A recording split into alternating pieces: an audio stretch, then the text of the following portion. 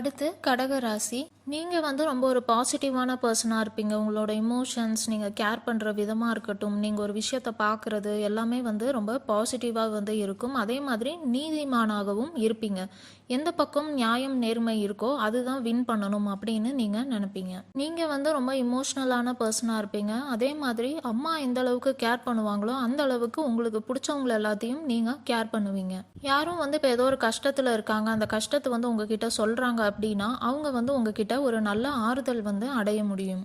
நீங்கள் வந்து ரொம்ப இமோஷ்னலான பர்சனாக இருக்கனால யார்கிட்டேயும் அவ்வளோ சீக்கிரம் வந்து பேச மாட்டீங்க. ஏன்னா உங்களோட ஃபீலிங்ஸ் வந்து ஹர்ட் ஆகக்கூடாது அப்படின்னு வந்து நினைப்பீங்க.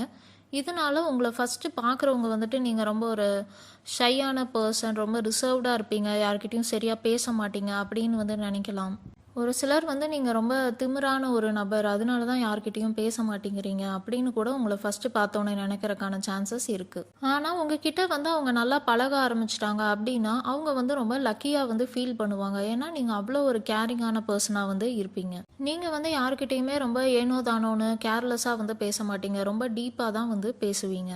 ஒரு தடவை வந்து இவங்க கூட ஃப்ரெண்ட்ஸாக இருக்கலாம் அப்படின்னு முடிவெடுத்துட்டீங்க அப்படின்னா அந்த ஃப்ரெண்ட்ஷிப் வந்து வாழ்க்கை முழுசாக வந்து தொடரும். அந்த மாதிரி நீங்கள் வந்து நடந்துப்பீங்க. உங்களுக்கு வந்து வேலை இல்லைன்னா தொழில் வந்து எந்த மாதிரியெல்லாம் நல்லா செட் ஆகும் அப்படின்னு பார்த்தா, மற்றவங்களோட உணர்ச்சிகளை வந்து புரிஞ்சுக்கிற மாதிரியான பிஸ்னஸ் இல்லைனா ஜாப்.